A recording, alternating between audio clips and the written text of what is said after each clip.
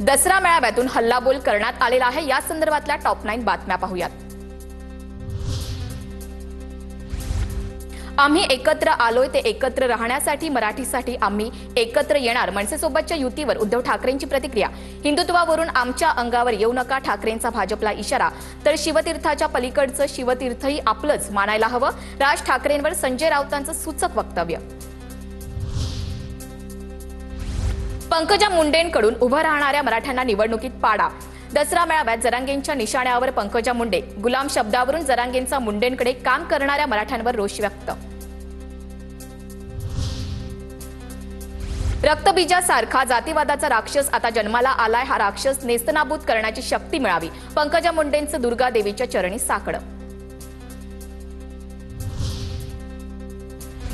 आमचं गुलामीचं गॅझेट, मग इंग्रज तुमच्या घरात राहत होता का? तुम्ही 1931च्या जनगणनेनुसार आरक्षण घेतलं, इंग्रज तुमच्या परिवारातील होता का? मनोज जरांगेंचं पंकजा मुंडेंना उत्तर।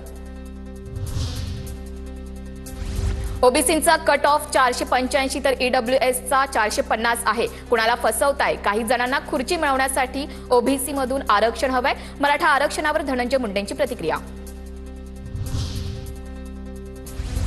2 वर्षात सर्व मराठा आरक्षणात घातला। जीआर घेऊन मराठ्यांनी लढाई जिंकली। मी आता थोड्या दिवसांचा पाहुणा। दसरा मेळाव्यात मनोज जरांगे भाऊक।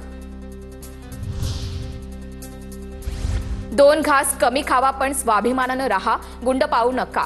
भगवान भक्तिगडावरील दसरा मेळाव्यात पंकजा मुंडेंचं वक्तव्य। 2024 मधील दसरा मेळाव्यातील काही जण दिसत नाहीत, पुढे निवडणुका नाहीत असं त्यांना वाटतं। गोपीनाथ मुंडेंच्या अनुयायांना 10 जन्म कुणी संपवू शकणार नाही। धनंजय मुंडेंचा सुरेश धस यांच्यावर निशाणा। दसरा मेळाव्याच्या माध्यमातून पंकजा मुंडे आणि धनंजय मुंडेंकडून जोरदार शक्तीप्रदर्शन।